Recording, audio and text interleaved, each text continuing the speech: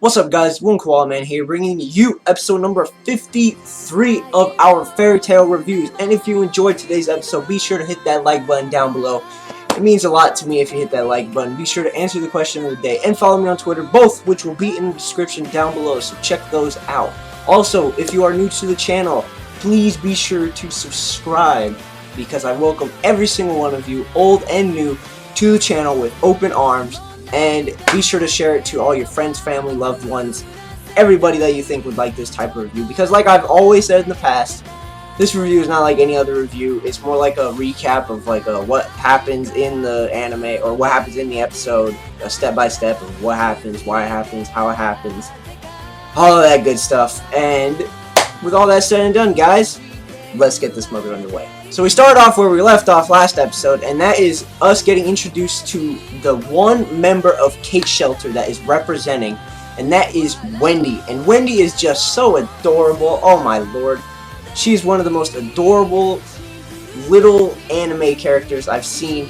And she's not alone, actually. She actually has a cat of her own, like Happy. And her name is Carla, and she is a biatch. Like, this cat, oh my goodness, Carla is freaking ridiculous.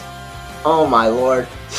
And Happy, of course, is madly in love with this cat, because it's the only cat he's ever seen besides himself. And he's just madly in love, but she is not giving him any sort of attention. She is just shooting him down every time he attempts to talk to her. But he loves her anyways. And Wendy is also very, very timid, very shy, but also very friendly and very polite. So that is very good. Wendy is such an adorable little girl. I mean, she's probably a little less adorable than Mira Jane, but she's still pretty freaking cute. But that's just my opinion. And also, she uses support magic, and she says like she can't do anything like physically, or like she can't attack, but she can support everybody. So that's kind of good, I guess. And then Jura and Ichiya are talking, you know, to each other on the side and saying, "You sense this power too, right?" And they're both saying that like Wendy has some unique power to her. So I want to know what this unique power that she has is. What she has is that right? I just want to know what it is. And also Urza noticed that Wendy's got some unique powers. And speaking of Wendy again, freaking the Blue Pegasus guys, I don't know what is up with them. They're flirting with Wendy and Carla. Are you kidding me? These guys flirt with everything that is a female, whether it's a little girl or a freaking cat. So Ichiya gets everybody, you know, gathered up, and he says that we have to explain what we're gonna do, like our plan of attack and all that stuff. And he explains what Oracion Seis is after, and they're after Nirvana. Now, nobody knows what Nirvana is. They just know that it's called Nirvana, and that Oracion Seis is after it. And Ichiya says their plan of attack, but he says that he has to go use the men's room to go, you know, take a whiz.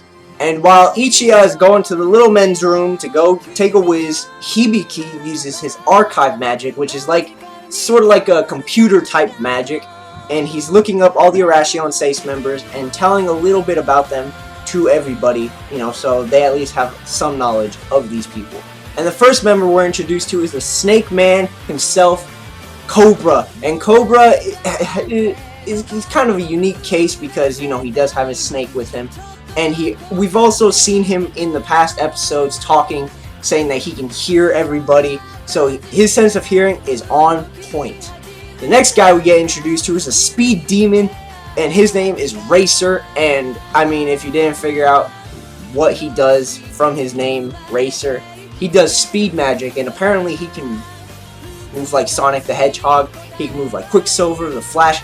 He's fast. The next guy is Hot Eye, and this guy just cares about money, money, money, money, all on his mind. And then we get introduced to the girl, and her name is Angel. Now, we don't know what she really does yet.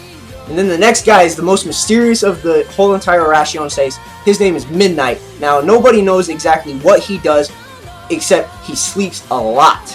That's it. All they know is that he sleeps, and that his name is Midnight. Other than that, they have no idea what he can do. And then there's the leader of the Oracion Seis, and his name is Brain, and he is the mastermind behind this entire guild. So now Ichiya finally comes back, and he explains how they're gonna take down the Oracion Seis. And what they're gonna do is they're gonna go out into this forest where they're hiding out, supposedly, for like a temporary hideout. And they're gonna bring Christina, and Christina is this giant flying Pegasus robot death machine. And this thing is gonna wipe out the entire Oracion Seis with one shot. So that's pretty much all their plan is go to the forest, find the Oracion Seis, blow them up with Christina, and that's enough for everybody to just go off on their own. But Ichiya and Jura, you know, stay back for a little bit and, you know, talk amongst themselves. And Ichiya saying, so you're one of the 10 Wizard Saints, am I right? And Jura saying, yes, I'm one of the 10 Wizard Saints. And so he's pretty much as strong as Josei, Jalal, or Seagrain, and Makarov. It's pretty freaking powerful if you ask me. But Ichiya, like, you know, gets one of his, like, vials or whatever they're called. He pops the cork, and, like, he just paralyzes Jura. I'm thinking, what is this man doing?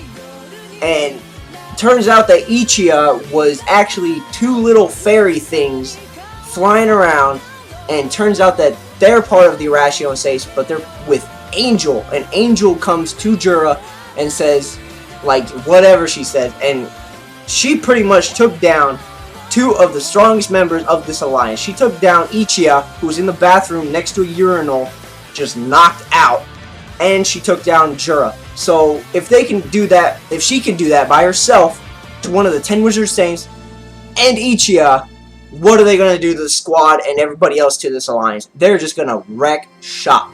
And speaking of the rest of the alliance, we see all of them running towards, you know, wherever they're running to, and then they finally see that forest, and then they see Christina flying right above them, and they're thinking, okay, good, we're gonna finally get them, so let's just do this already. And then they see Christina get shot down, and I'm thinking, oh my lord, this is not good at all. So they got duped. They got freaking tricked up the butt, okay? And Christina falls down, it blows up. I'm gonna assume it's a she because her name is Christina, even though it's a robot. But she falls down and she blows up, and this is where stuff hits the fan at this point. And then the Oracion Seis comes out from the plume of smoke, and it's the Alliance versus the Oracion Seis. And the Oracion Seis just gives it to the Alliance. They just go ham. Everybody just gets destroyed from the Alliance. Oh my lord. The Oracion Seis is just too much to handle. And even Urza's having trouble. Probably the strongest out of the rest of them is just getting destroyed by Cobra. Cobra, like, can hear her movements. He can hear everything up to her freaking muscles contracting and her thoughts. This guy's freaking nuts, okay? And then he orders his snake Cubelios to bite Urza and pretty much poison her. And Brain is ready to fire his magic, his final blow.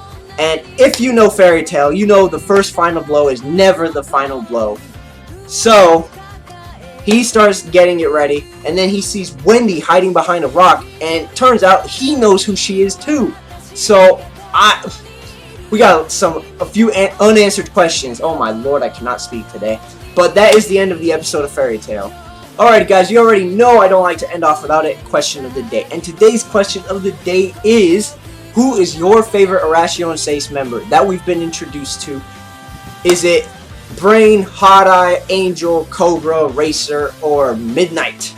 Now, from what I've seen so far, I'd have to say my favorite is Cobra, because his voice is cool, his power is freaking unique because he can hear everything pretty much. Okay, he can probably hear an ant farting, okay? That's how crazy his hearing is. And his snake Cubelios is freaking legit.